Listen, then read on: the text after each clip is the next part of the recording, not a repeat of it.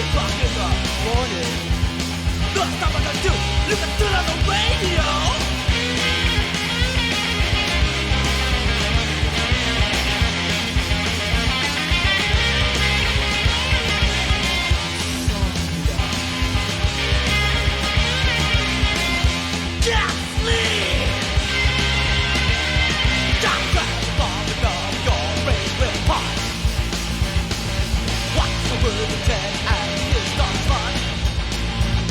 Insomnia, yeah, it's so boring. Stop what to do, 3 o'clock in the morning.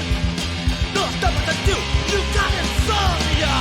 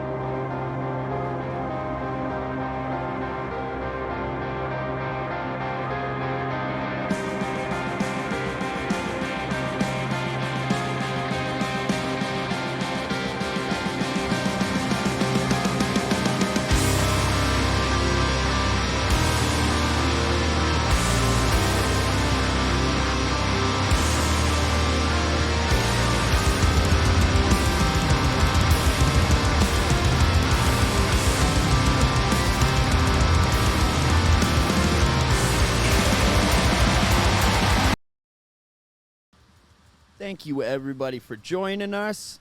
We're going to start up this interview at 7 o'clock. So please just enjoy the tunes. Thank you guys for jumping in. It's Monday. Let's shake off the Mondays. You know how it is. Let's get rid of it. Actually, let's get rid of this too. What's going on here? What's going on? Let's get rid of this. Right here. Let's try this.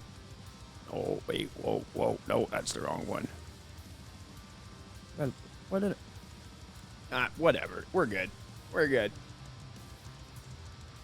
Oh, I feel like I'm laying down. We're good. We're good. See you guys in a few minutes.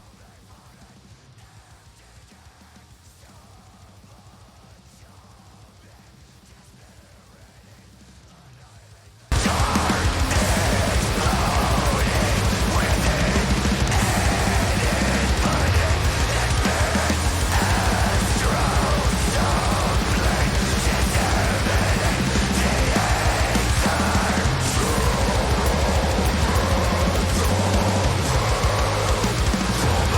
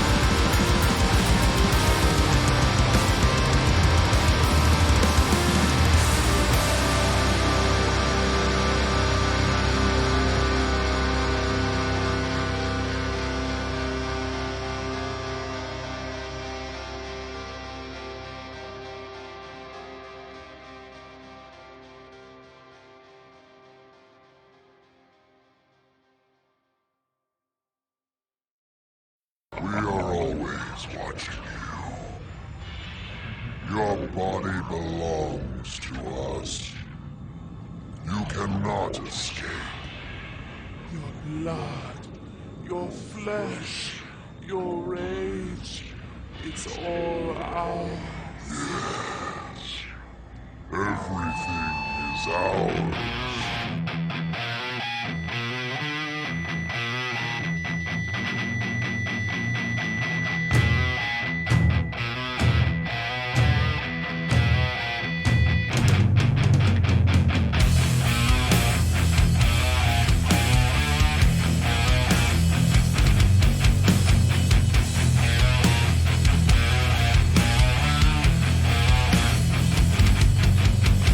Busted!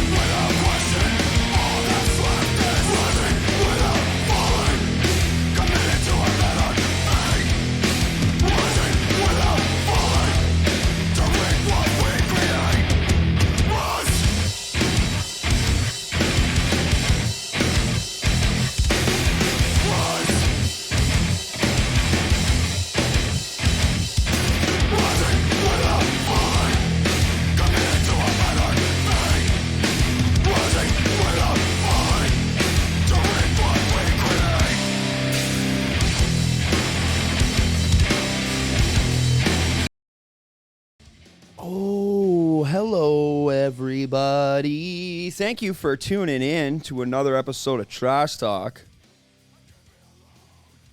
I'm Nate Trash. I think so. I think I am. That's what everybody keeps yelling at me when they see me, unless they're all just really mean to me and don't like me. All right. So as always, this podcast is founded. It is created. It is produced on Treaty 7 land, part of the traditional Blackfoot territories. Let's run through these sponsors. Cursed Earth Apparel and Print, partner. Apply Within Audio, Lethbridge, partner. If anybody's interested in becoming a show partner, send me a message and we can talk it out. I can work with any budget and I can create deals for anyone. This is what we do. This is a promotion platform, so that's what it's all about. Sponsored by Octave Studios, Medicine Hat, Intrinsic Productions in Edmonton, Armstrong Metal Fest, Loudest Hell Festival, Decimate Metal Fest, Intersect Arts and Music Festival, Camp Misfit Clothing in Edmonton, and Mountain Bistro and Pizzeria in Braid Creek.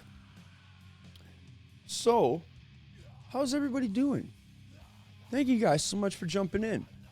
We're going to roll on over to Phil, and we're just going to jump right into it.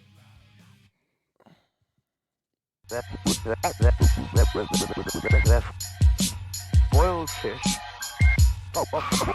Boiled carrots.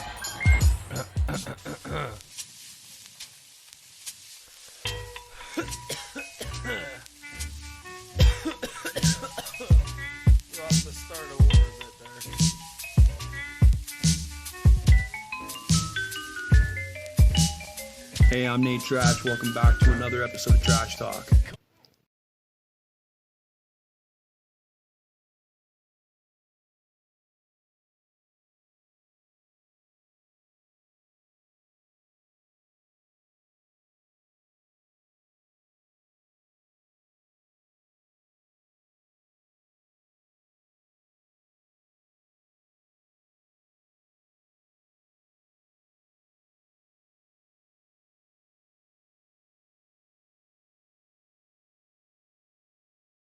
My bad.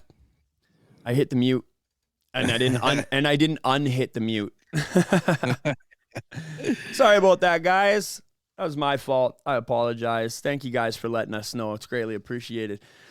So you're in Quebec right now, in Montreal. How's it going out there, buddy? Good, man. Yeah, man, I was born and raised here, and I usually podcast all the time from Edmonton in my sweet jamming basement. But now I'm in my fucking teenage room at my mom's crib, because every time I get to come to Montreal, that's where I stay, man. Oh, yeah, you got to, dude. Hell yeah. So that's pretty cool. Yeah. Fucking rights, man. Shout out to Z Brutal One. I guess Phil was saying that is the mastermind behind the Metal Minded podcast. Yes, sir. Yolin, what's up? His name is Yolin. And I podcast for Metal Minded every Wednesday. We have interviews on Sundays. It's French, mostly French. But yeah, man, it's been a lot of fun, man. Changed my life, man. Meeting the new community when the fucking pandemic came. That's when I got to meet a lot of people, especially Metal Minded, and yourself, your podcast. That's a lot of good shit came out of that bullshit, right? Yeah, man. So yeah, truly, very truly. So, Metal Minded podcast is deadly. I don't speak French, so I haven't really listened to it, but I do follow the page and I follow the posts, and I've seen all the posts that you put up, and you guys are on this. So this is the problem with my show. Is that I've been looking for somebody to do the posters and stuff. So I have posters and everything. Right. But the people that I know who can do posters for the show are already doing so many other fucking things. Mm-hmm. And I just don't have the time to put the posters together every time. So I put it together a template where I only have to put the details and then put the picture on there. And I deleted it. I don't know where it is. I can't fucking find it. Yeah, man. I mean, at Metal Minded, we're a team of 6 people. Some do the banners, some do the reviews, and we also have extra columnists that come help us. So we're like 8 in all. Oh so, man, it's a lot of work, man. You're crazy for doing that alone, or I don't know. So I run all the trash talk pages myself. Right. And we're at like 15 through almost 4,000 followers on Facebook and Instagram combined. Fuck yeah, man. Then we got 219 on Twitch here, and then we got 475 on YouTube. And like, I just finally hired an SEO guy from Bangladesh, and he's been helping pump the numbers up on my channel, and it's been working out pretty well. But good. YouTube is a tricky game. Yeah. Because it's a game. It's a fucking game. And like, if you don't play the game, and I don't want to play the game, like I'm not into like stupid fucking titles to get people to click on my video. Yeah. Right? Like, I'm a content creator, and I'm mostly using YouTube as a fucking good quality like storage space. You know, like like an archive for all my videos, right? Right. Yeah. But that's what it's all about. It's about getting this shit out to people. Yeah. Oh yeah, 100%. Yale, hit me up. I'd be glad to join you on your show sometime to talk podcasts and metal. Hell yeah. Definitely down for that, buddy. I'll be sending you a message in the near future here, buddy. Keep your fucking inbox open. There you go. So let's talk about what else you do. You do the podcast. You're also in a band. Let's hear about your band. Yeah. I mean, it's all about the music, man, for sure. I've been in band since I was 10 years old. I threw up my first show when I organized my first show when I was 11 years old in the fucking school.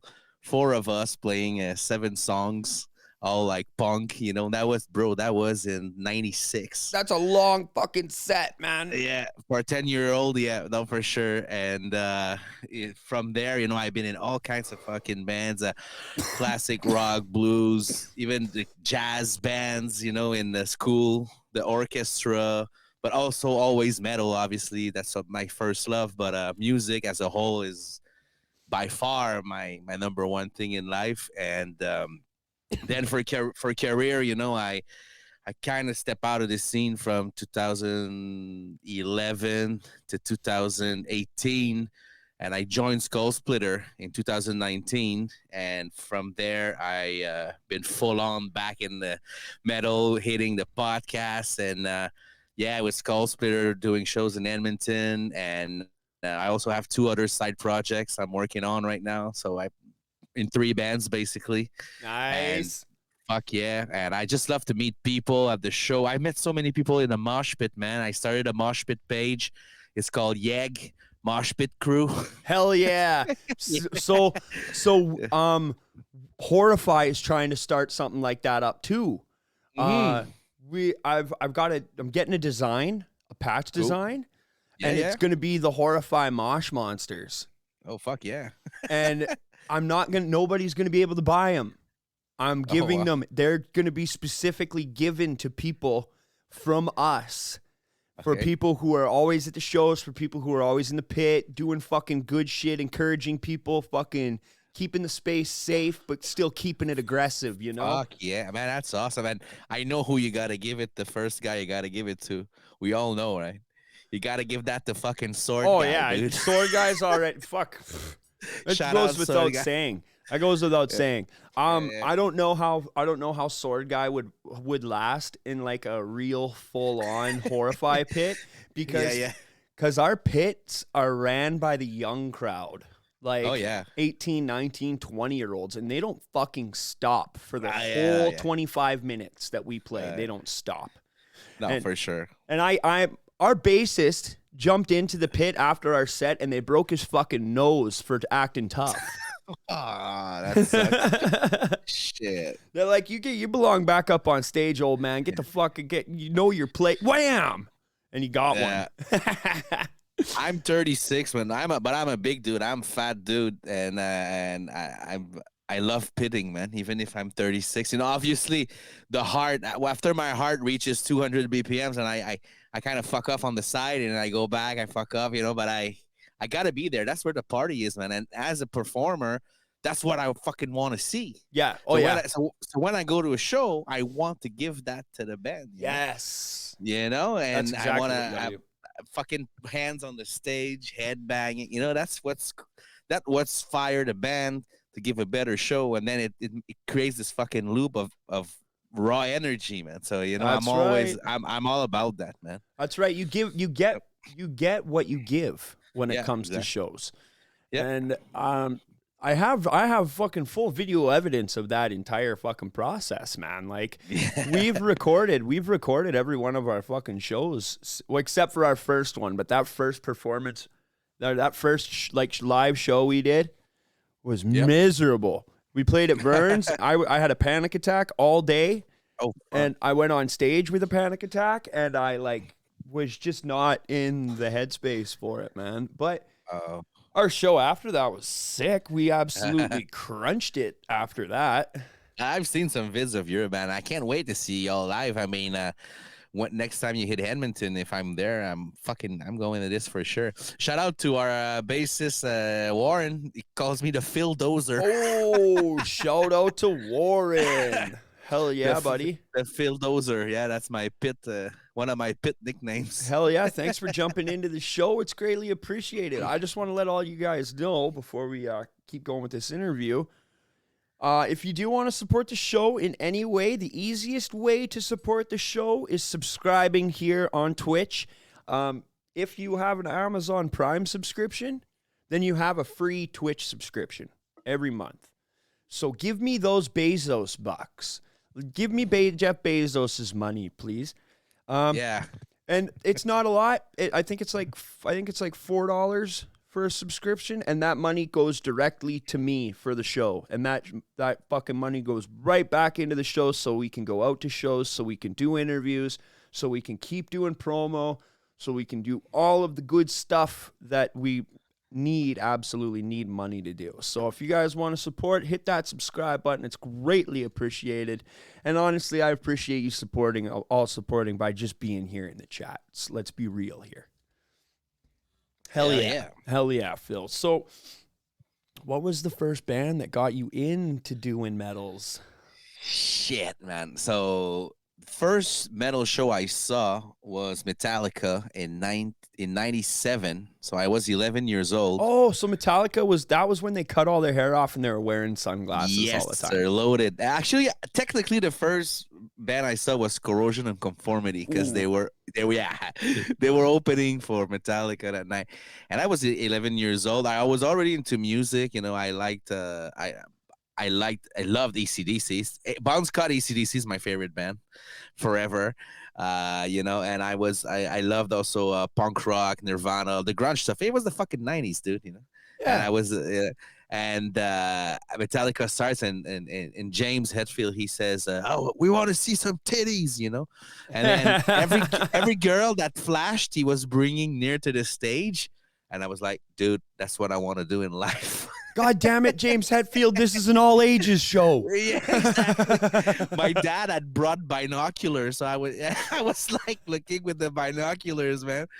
And yeah, obviously it was a kick-ass show. I mean, fucking Metallica production, get the fuck out of here, you know. Like still want to budget-wise, you know. Nowadays I prefer shows in clubs, you know, and small shows, but Me too. You know, as a kid seeing that, you know, was what the fuck.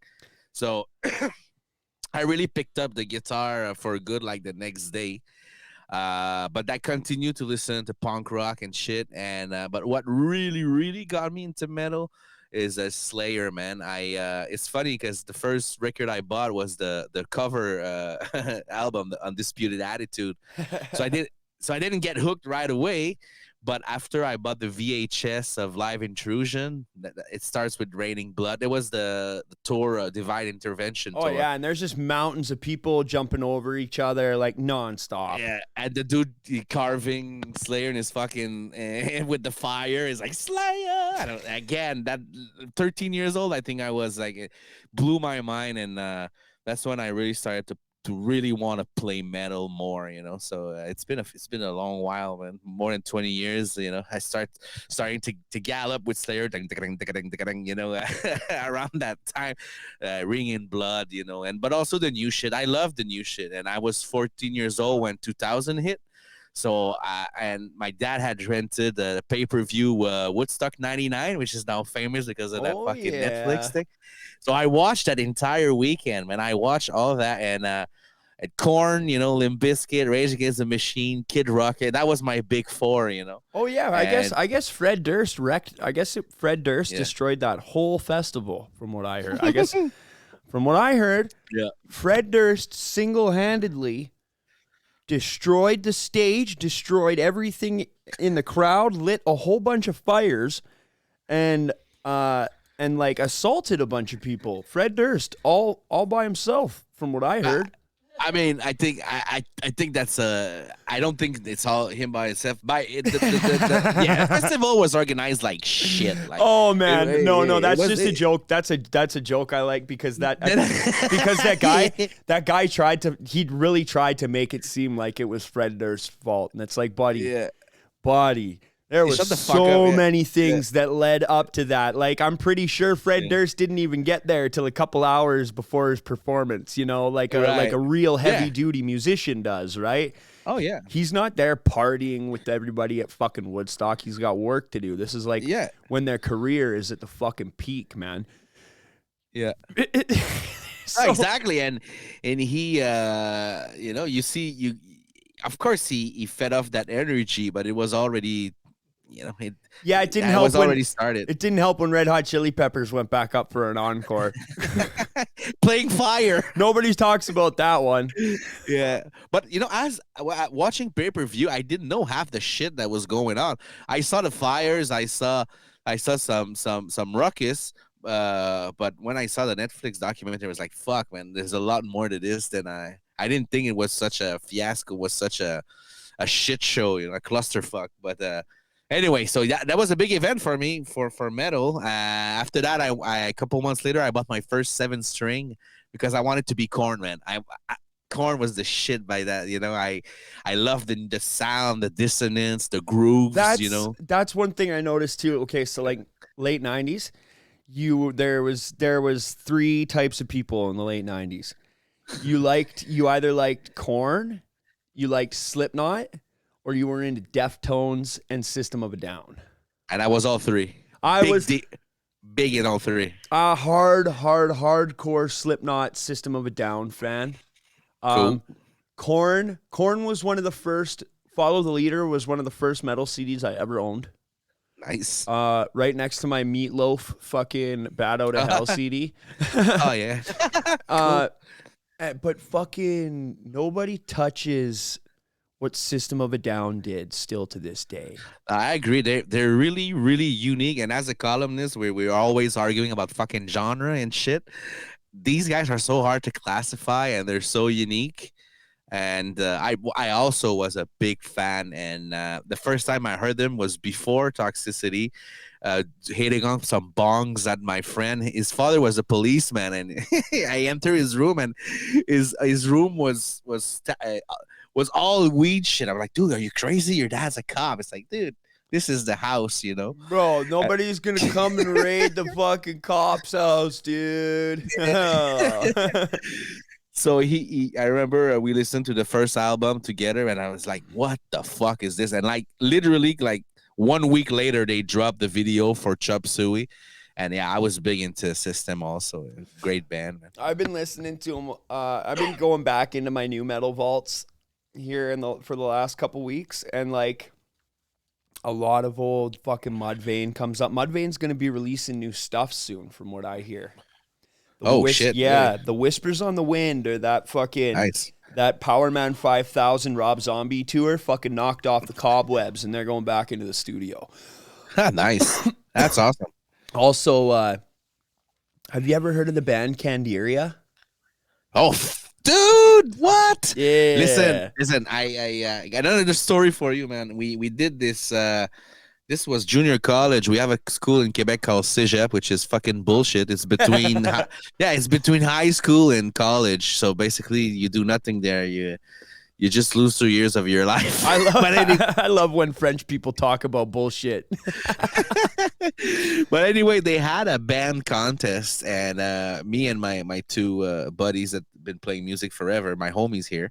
One is my stepbro, shout out Sam, and Joey, my best friend. We came up with this instrumental, all fucking metal, like a face melter of a song, like 8 minutes, like 37 riffs, just fucking. Because can you imagine all the other bands were playing like Songs. Yeah, songs, man. They were, and we just came in just fucking rocking, Riff soup. rocking. Yeah, and after that, one of the judge, he told us, he said, "Man, your shit is fucking. It's cool. It's got odd times. It's brutal, but it's groovy." He said, "Have you heard of the band Canderia?" And that's the first time I heard it. So I was like 18 years old, and yeah, I love Canderia, man. But it's been a while, man, since I've heard new shit from them. They are in my mind. So I have mixed feelings about Mudvayne and Canderia. Okay, because I've been listening to them back to back. Okay, and man, there is lots of similarities there. So I checked out when they released their first albums, right, at the same fucking year. Oh wow, and Canderia sounds like fucking Mudvayne with more jazz interludes. Jazz, that's the key. That's the key. And more like singing, more like clean singing. You know, so like Mudvayne mixed with if Howard Jones did vocals for Mudvayne and they had jazz interludes, that's Canderia. But he's got a rap too. He's got a legit rap. Yeah. Howard Jones raps, man. Okay, I didn't know, but I don't know if I actually don't know if he raps. But it would be rad if he did. Maybe he is the vocalist for Canderia, just like shorter. Yeah, exactly. Because he's like 12 feet tall. Oh yeah. New metal, man. Then that's like the thing with System of a Down too. New metal, they were right at the face of that, you know. And like, oh yeah, you try and classify any of those bands now, even with the fucking explosion of new genres and subgenres and anti-genres and whatever the fuck you want to have, there's still new metal bands. Yeah, pretty much. And people don't like to classify bands there, but I don't give a fuck. To me, it's not a bad thing. New metal is not a bad fucking term. It was a new genre that was created. And I was literally in coming up in the music for me. So for me, it's really important, really, really important. And as I was still listening to Slayer and fucking Pantera. Slayer did a new metal album too. Yeah, and Cannibal Corpse and Cryptopsy. I was listening to all that, but new metal was the new exciting thing back then, for sure. Fucking Slayer did a new metal album too. Oh, and it's the best one, man. That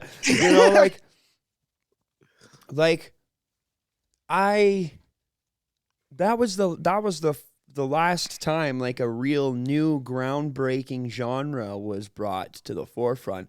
And why? You know why that genre was able to be brought to the fucking forefront? Because Ozzy Osbourne and Ozfest. Yeah. And this is the fucking problem I have with, because you're a columnist, you're a metal journalist, you do a podcast, all of it. You had to have noticed this too. There's a trend of upper echelon, like high tier musicians that are complaining about there being no new rock stars anymore. And it's like, well, that's because you fucks are gatekeeping everything. Yeah, pretty much. You're so fucking focused on whatever the fuck it is outside of your fucking your job that like you don't understand that if you don't cultivate new acts, you're gonna fucking die out. Oh yeah. 100%. Alyssa from Arch Enemy was talking from Montreal. Yeah, it was there. She was talking about how bands don't understand what it means to be a touring musician anymore. I'm like, wow, you are so disconnected from reality. Like, do you understand what bands are doing right now to like become relevant and to like be a part of the industry? Like, Wow. And you were in one of those bands. Like, Right. she was in the Agonist. And, Oh yeah, you hell know, yeah. like, what, how disconnected can you be to make such a vapid statement, you know? Mhm. Not just personally, but in the press. Like, way to alienate a bunch of your fan base. No, for sure, man. To me, the rock stars, man, are the ambassadors, are people like Trevor Sternad, man. Fucking rest in peace. You know, Corpse Grinder, even, you know, these are the people that help others. They are people that make people discover new shit, like legit good people, bringing people in, pushing people up, you know, and this is like Dave Davidson, you know, all these guys giving fucking classes, you know, Yep. giving the most interviews they can. You know, that's, to me, that's a new definition of a rock star. Yes. Now, it used to be fucking Nikki Sixx doing heroin in the back of the fucking dumpster, and we were all happy to see that. And now it's legit good people, you know, podcasting their own podcasts. You know, this is a new era for sure. Yeah, like that whole rock star thing, what people think it is not, that's not it, man. Like, the reason that was attainable back in the day was because that was like the pinnacle of entertainment media, you know? Yeah. The pinnacle of live entertainment was rock bands, you know? And then it became like DJs and rappers and stuff. Yeah. And it's what can entertain people and bring in tickets. That's what the record labels will pump money into. Not just that, records were actually being printed en masse. There was like record labels had their own record factories and were printing their own records, you know? So they were raking in cash, hand over fist. Hey, thank you, Trevor. I greatly appreciate that. They were raking in cash and they were pouring it into their artists. And they were like, Al Jorgensen had a fucking room just for drugs. You know, and I'm pretty sure it was because like he was a fucking needle freak. So he needed like a sterile, non-contaminated room so he could fucking, you know, like, but they had money for that shit. And a lot of people don't understand too. When these artists they go from the road into the studio, and they don't leave that studio until they're done recording. They spend days and days and days in there, you know? And a lot of people are like, oh yeah, I live in that rock star life. And like, oh, look at their sick mansion. And it's like, you realize that's like photo op shit, right? Like they only live there maybe 10 days out of the year.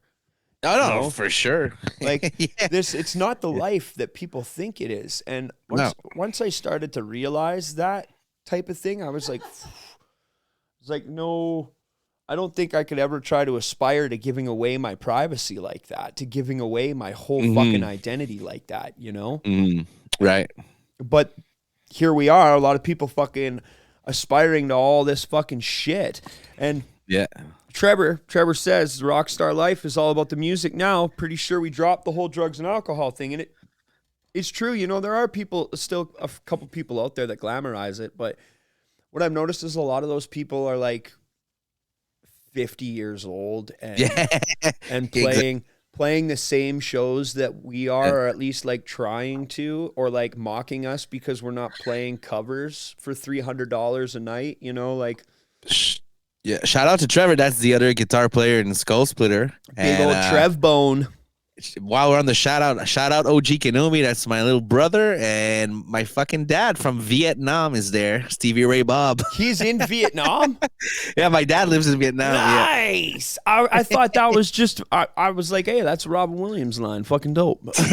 Yeah. But Trevor is entirely right, man. There's so many bands now, and so much competition that it is all about the music now. Well, there's a lot of fucking marketing and image still, but it's never been as much for the music as now, right?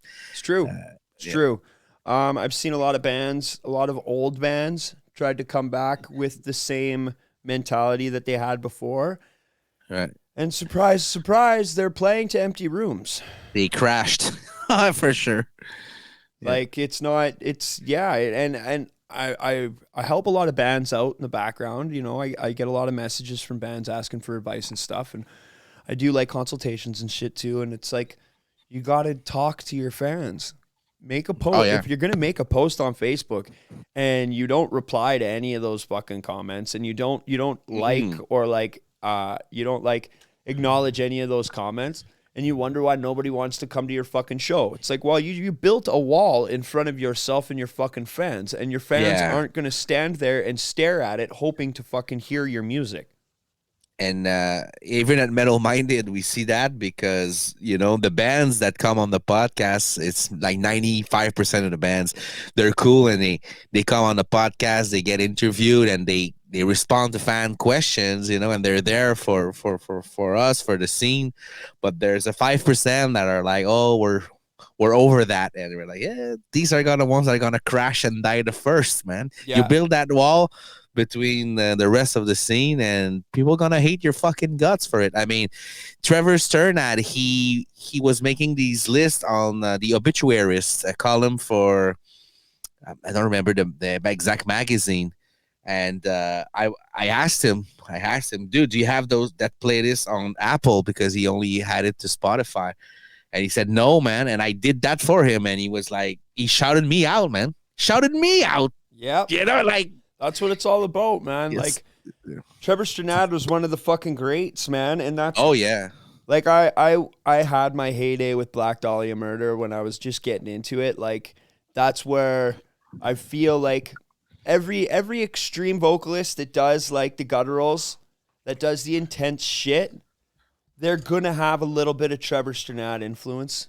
Oh yeah. Because he was one of the most dynamic death metal vocalists out there. He liked the low and mids of Corpse Grinder, but he was a huge Carcass fan, so he had he played around both ranges. And then you got all these other bands like Inferi and doing the kind of the same thing, but it's good because I like those dynamics also. You know, Me why too. not? Huge fan of that. I love going from fucking super high right down into the fucking pit with one fucking breath.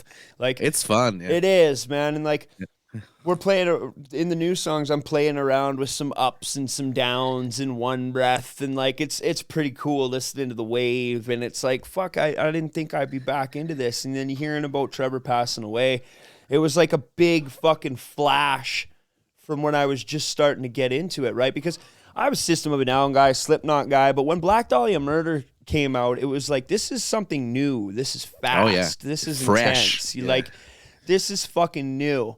And also bands like Suicide Silence and like the first iteration of Bring Me the Horizon, you know, and Suffocate. Bands like that, like this was something that was intense. It was fast. It was new. And then when he passed away, I was like listening to Black Dahlia Murder again, and a whole bunch of songs I remembered, and I was like, fuck, I didn't even, like, I got parts from old music, from my old songs from this, and I didn't even realize it, you know?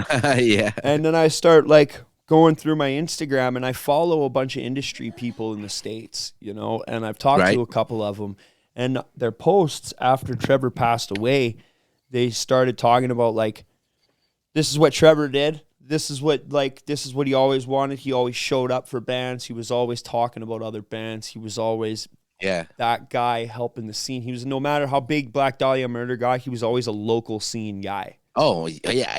Local scene, underground, and international. Yeah, that's the one. Underground scene guy, because local kind of talks about your own little region, right? Right.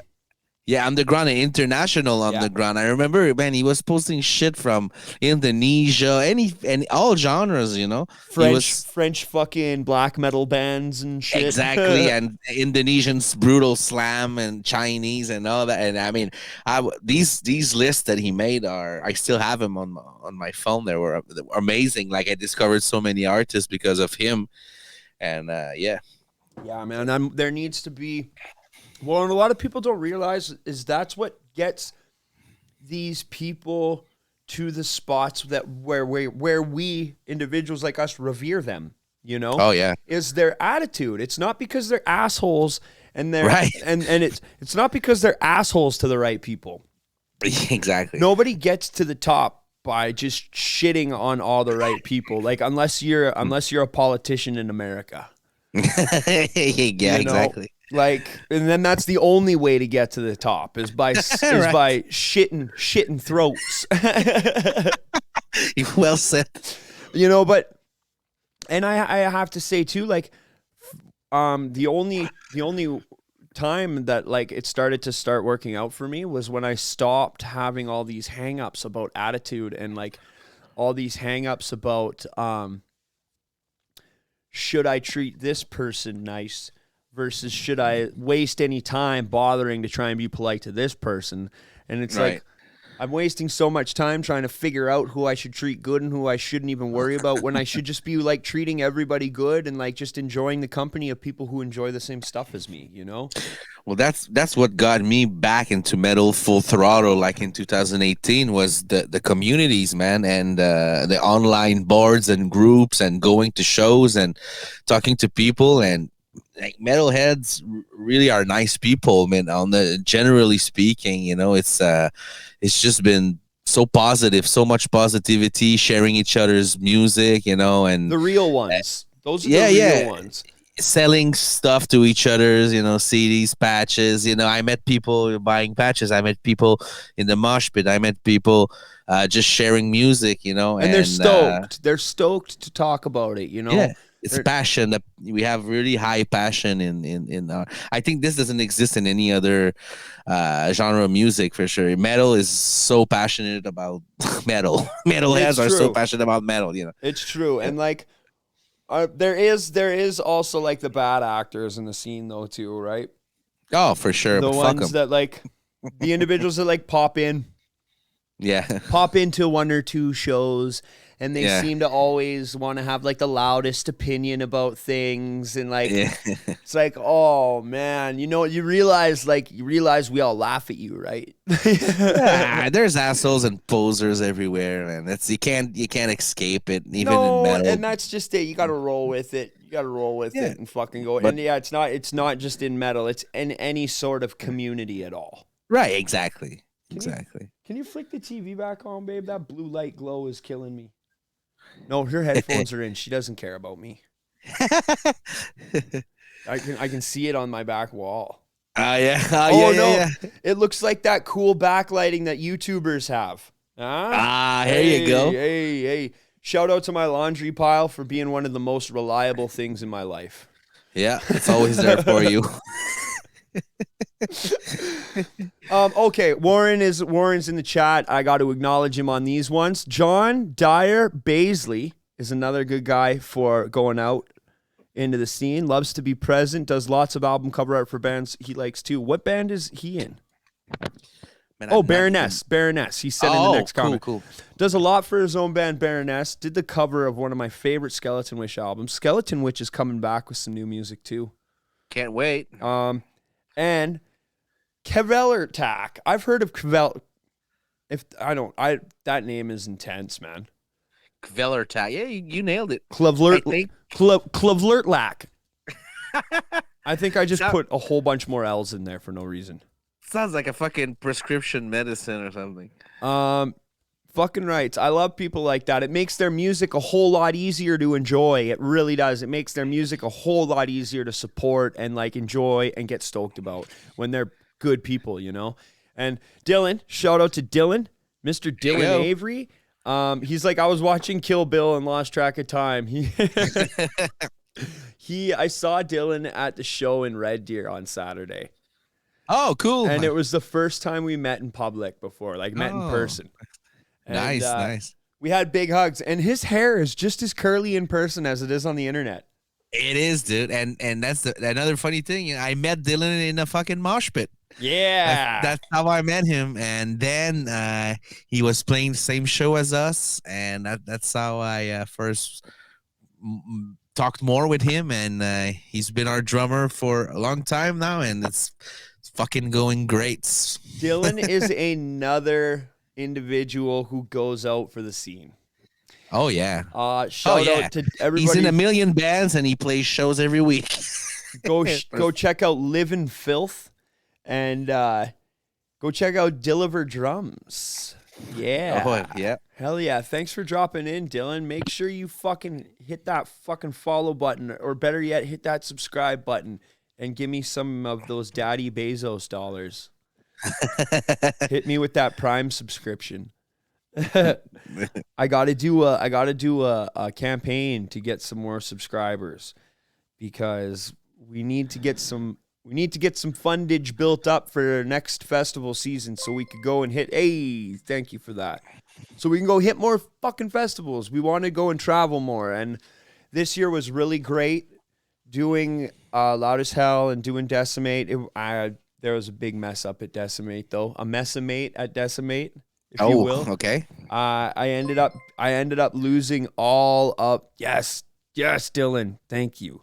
I ended up losing all of the footage that I recorded, except for like 2 sets. Oh, fuck. Yeah, it was not cool. I was trying to make some space so I could remove some files, and I hooked it up to my computer, and I went to transfer all of them, and they all disappeared.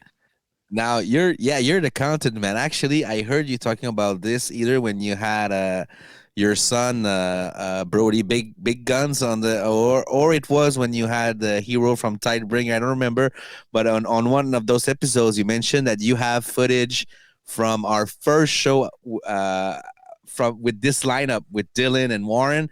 Our first show was September 3rd of last year. Yeah. I do. And we can't wait to see that. I keep meaning to send it, and then oh fuck. I keep meaning to send it, and then every time I go to send it, my phone's not around. Like my camera that I have everything on, it's not around. Yeah. And now guess what? I got a message from my buddy in Medicine Hat. And right. He's like, "Hey, I looked in my trunk and I found a phone in here." And sure enough, it's my fucking camera phone with all the trash talk footage on it. So that's rad. That's pretty cool. I'm probably gonna be like, "All right, buddy, this is what we got to do. Need you to Dropbox me 100 gigs of footage, please." Shit, yeah. Probably won't happen like that, but yeah, I got to get on it, because the YouTube channel I haven't uploaded on the YouTube channel for a couple of days, and my SEO guy is going to be like, "Mr. Nathan, what is going on?" Mr. Nathan. If you don't keep up, you're not going to get up. Trevor here says we got to do a show together. Fuck yeah. We want to play. We only play in Edmonton because we only had this lineup for like a year. So, we paid our dues to the local places. But now we want to play Red Deer. We want to play Calgary, man. And we want to play with you, man. Fuck it. I can get you in touch with Red Deer promoters. That's Proud Dad's Promotions. Mm-hmm. Brett and Joey would be very stoked to fucking have you guys. Yeah. And as for Horrify is playing this show in October. We were supposed to be on a break now, but my guitarist has what I like to call band guy mood swings. Okay. Where he'll be like, we'll play a show or two, and he'll be like, I'm really, really tired. Like, we got to take a break. And it's like, okay, yeah, understandable. And then a week, 2 weeks goes by. He his head clears a little bit. He starts picking up his guitar, and he's like, okay, so I wrote 2 new songs. We need to play a show or I'm gonna die. Yeah. And so we grabbed one, and he just had a new baby. Russ, our drummer, has a new baby coming at the beginning of November. So we are not, and we got asked to do another thing that happened was we got asked to do 5 shows in 3 days. Yeah, a bunch of different people messaged me and were like, "Hey, come do this show. Hey, come do this show." And they were all out of town except for one. Yeah. So we were like, I was like, I want to go I don't want to play Calgary again. I would like to, not again yet. I want to go do out of town first. No, for sure. And that's the thing with us. I I travel for work, and a part of the year I'm not in town, so we gotta turn down a lot of shows in those periods, and we basically the summer is the time where we're guaranteed to always be gigging. So this summer we really wanted to, we did like 4 shows this summer, and all in Edmonton. But for sure, next year we wanna hit Calgary, we wanna hit Red Deer. Oh yeah, I'll hook you guys up. I'll hook you guys up. Cool, man. Thanks. Finally, we'll record our first LP, man. In January, it's set. We put a deposit on the studio, and end of January, we're recording our first LP. And I say finally because some of these songs we've been playing, for 3 years, and it's time we lay them down and really get the shit out, because I constantly ask for people, wow, when are you gonna have an album? When can we buy your album and all that stuff? So really, really happy, really excited about that. SkullSplitter, because now we only have a 3-song demo on Bandcamp. But it's next year, guys, coming. We'll have the first LP out finally. Fuck, man, I feel like a jackass now. I should have done more research. Because I put in the header, I put check out SkullSplitter on all streaming platforms. All right. Because it's it's an automatic thing that I put in, right? And then it's like I forget that not all these bands have stuff on streaming platforms yet, because like a lot of these bands are post-pandemic bands, Right. And during pandemic, not everybody's able to get into a studio together and record. No, right. And for us, we had a lot of changes in the first 2 years, and then the pandemic. So we had to go through this, which slowed the band down a lot. But now we've been with this lineup for more than a year, and the balance is awesome. We all 5 guys, we really vibe together, good, and we can't wait for next year. Finally, like I feel like next year is gonna be big for us. With the LP coming out, we're gonna try to hit festivals and shit, and hopefully next summer, we'll grow more as a band, and we'll meet more people, and we'll just keep the train going. Hell yeah, buddy! That's what it's all about. What sound are you guys going for on this LP here? Man, we are a melodic death thrash band.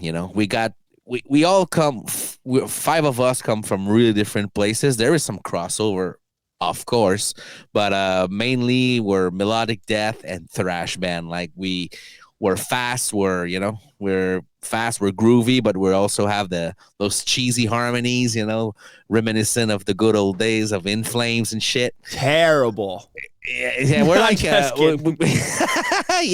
Basically, we make music that we like to see live. Whatever we like to see live, that's what we want to give to the people. Man. Of course, that's the whole thing. That's what I try and tell bands too. Is like, don't just try and like spit out your influences and hope that your people are gonna like you because you piled on a whole bunch of bands that you think they like.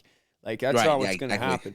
Yeah. Dylan says I joined the band right before it got slowed by pandemic as I was trying to organize the tour. Oh yeah, we had that's a good point. Dylan did all the groundwork to organize a little tour. We had some dates in BC. We had some dates all over Alberta.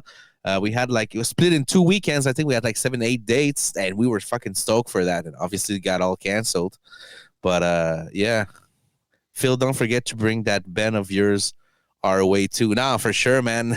Oh man, are you guys going to be able to get over the border into Quebec? The border. Man, Canada is fucking big, man. That's the problem. It is so big, man. The population density is not. It's like this is something that a lot of people don't understand too. Well, it's not that they don't understand it; it's that they just don't know it. But population density is a big thing when you're booking tours. Like, to drive 16 hours a night or a day to go from a city of maybe a couple thousand people that'll be at your show, it's not economical, man. But in the States, if you tour the upper East Coast around New York and stuff, you can hit 3 cities within 10 miles of each other and have 3 entirely different crowds, packed shows, no overlap.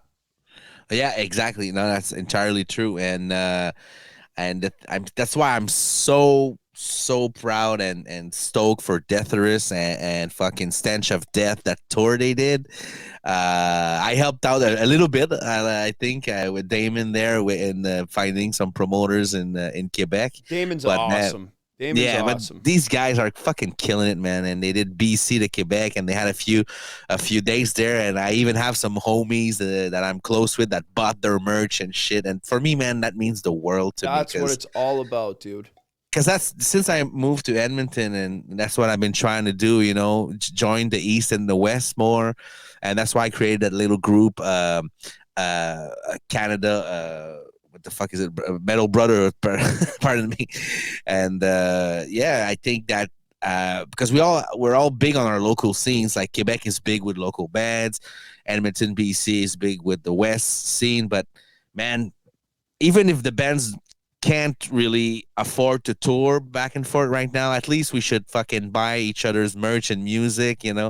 We're the same country, and we got so many good metal bands all over Canada, man. So many. Yeah, and it's a hard thing to do. And like, another shout out to Dylan. Shout out to Dylan. And shout out to Damon, because I've known Damon since I remember when Deatherus started. Like, World Class White Trash was still playing shows, and like we played some stuff together, and I was always stoked about their stuff because it was so fast and so heavy. And like, I love death thrash, man. I'm old school and shit. The faster the better, man. And like, I'm all about it. And especially if it's like fast but not like, I like tech death, but that's just too many sounds going on at once. It sounds like you threw a fucking box of nails onto a tin roof. You know what I mean? Ting, ting, ting, ting, ting, ting, ting, ting, ting, ting. No, I agree. I have some tech bands that I like, but mostly I agree with you. My preference is three things. It's prog death, because I just like proggy odd times and things that will blow my mind, like lately, like Warforged and Wake from Calgary, and Kyle Ball is one of my sweet boys. And Hath and shit like that. That's where I get mind blown. I love old school death metal, because that's just the caveman in me. So Stench of Death. I really love this. One of my favorite bands in Canada for sure right now. And my third love was my first love for death is melodic death. Obviously, it's just fucking powerful and epic without being too cheesy. Like I'm not a fan of power metal, but melodic death I love, because the melodies are in the guitars and shit. So yeah, that's my big three for metal for sure. I am definitely not a fucking power metal fan. I used to be when I was younger. I was big into Manowar and shit. Oh yeah. Manowar had some fucking heavy riffs though, man. Like, oh man, they're legendary. They had some bangers. But it's got to be fast. It's got to be fast, and it's got to be raw. It's got to be fucking raw. Like, if I get one of the good ones, and I can hear it from a mile away, it makes my hair stand up on end, and it makes my makes my mustache sweat a little bit. The stash sweat. Hashtag stash sweats. Yeah, that's what I'm talking about. Like. And like Dylan says, not into power metal either, but Dragon Force. And Dragon Force, so Dragon Force isn't necessarily a power metal band as much as they are like an entire fucking performance of their own. Yeah, that's true. They're like bigger than the genre. They're honestly, I think they started out as power metal, and then I think they embraced the video game shtick. Yeah. Because they got the huge launch off Guitar Hero.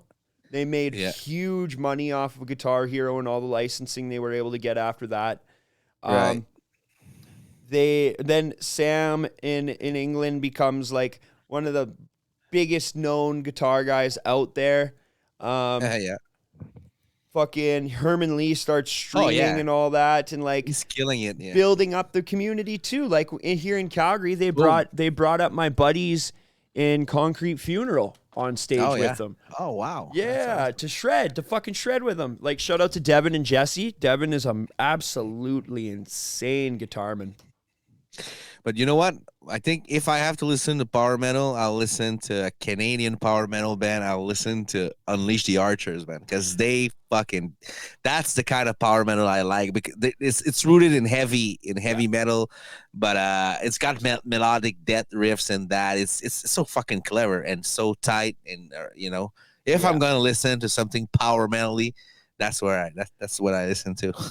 Ooh, Brittany Slays has got one of the most insane voices out there.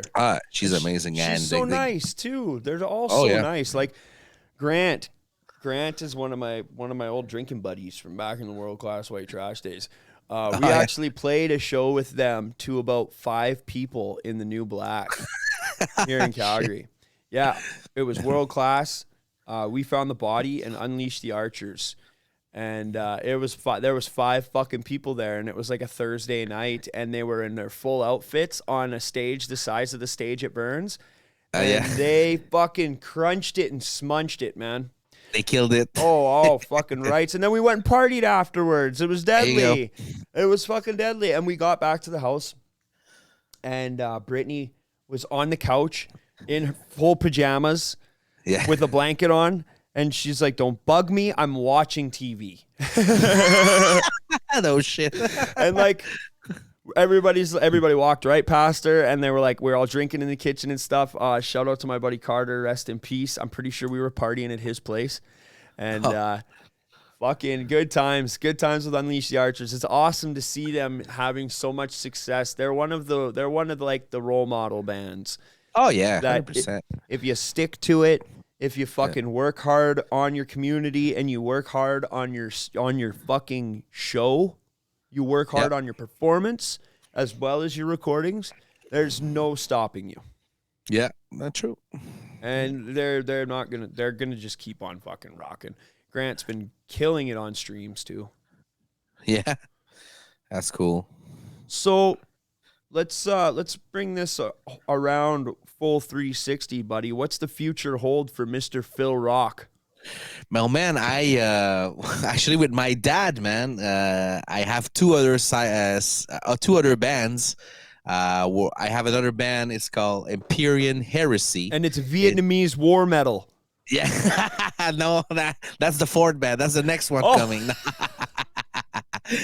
No, we should no, but yeah, we got this band. We started this band called Empyrean Heresy.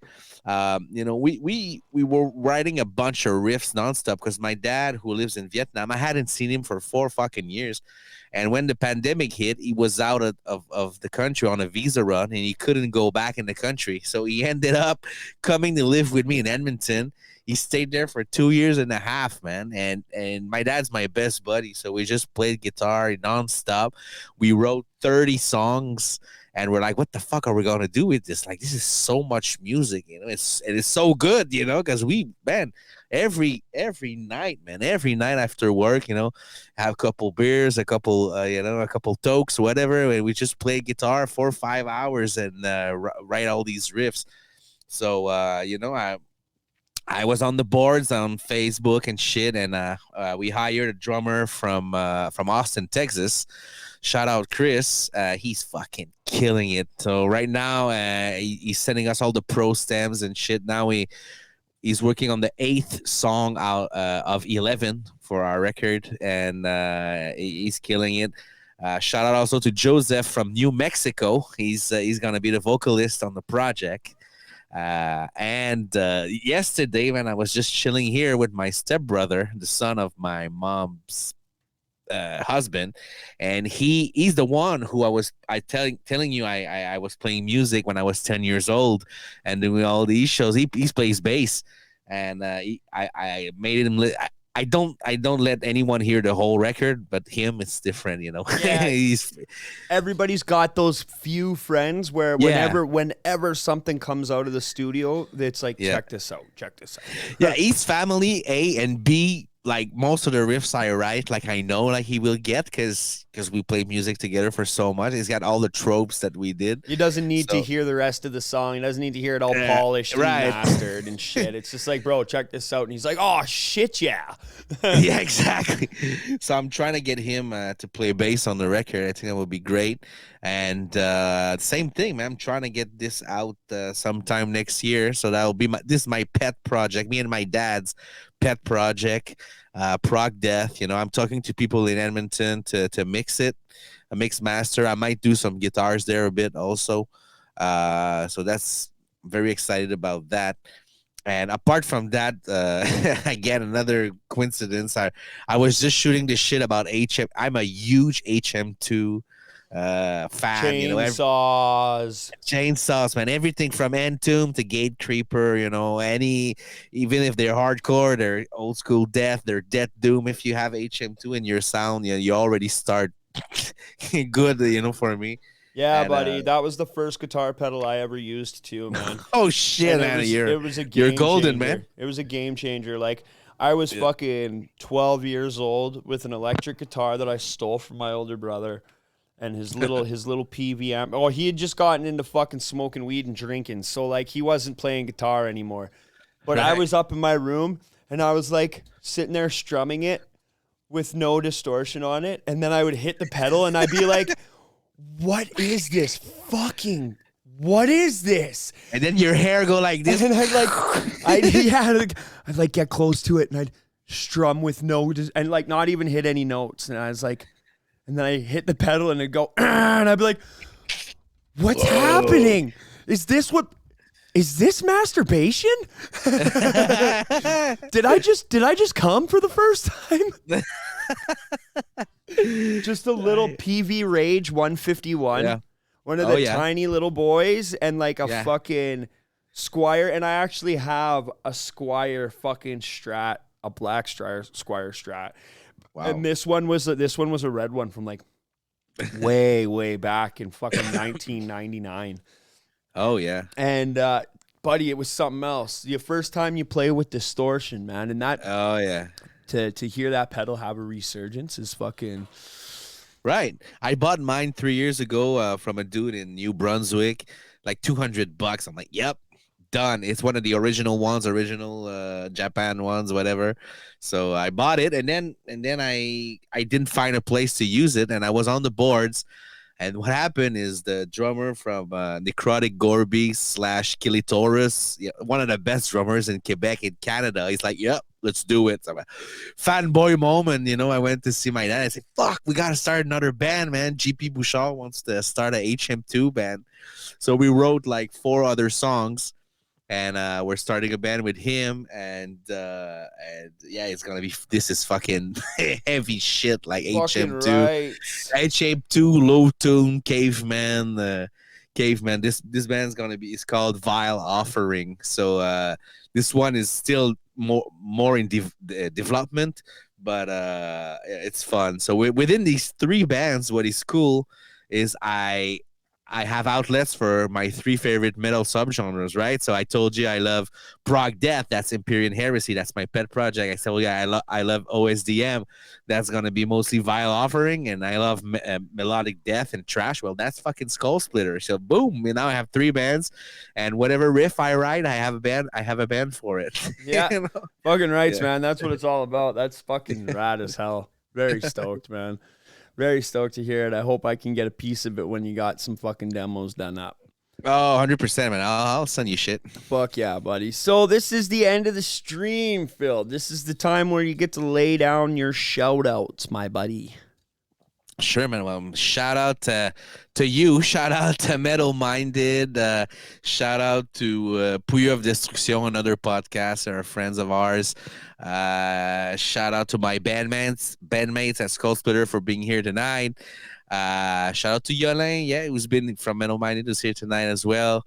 My dad. Shout out to my family, man, for always supporting the music. All my friends, so everyone in the scene in Edmonton and Quebec, you are, man. Shout out to come to shows. Shout out to people who buy merch. Shout out to people who are good to each other, and shout out to people in the fucking chat, man.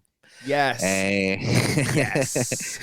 So yeah, man, that's all I got. Shout out to fucking Satan. Yeah. Hail Satan. Hail You know what? Satan. There's not enough Satan around. There's too many horrifyingly terrible Christians around. And like Yeah. you can tell by all the poor people throwing their money at fucking false prophets that there needs to be more Satan around for sure. Fucking right. Yeah, 100%. Yeah. Thank you everybody in the chat for jumping in. It's greatly appreciated. Thanks for everybody who fucking hit follow. Please hit follow or subscribe. We'll be back on Thursday. We still got fucking shit to do. Like there's music coming out every single second of every single day, and I'm getting into it. I'm getting into it. So, thank you all for coming out. Be good to each other. Be good to some strangers. Fucking go listen to some fucking tunes. And we'll talk to you soon. Cheers, guys. Peace.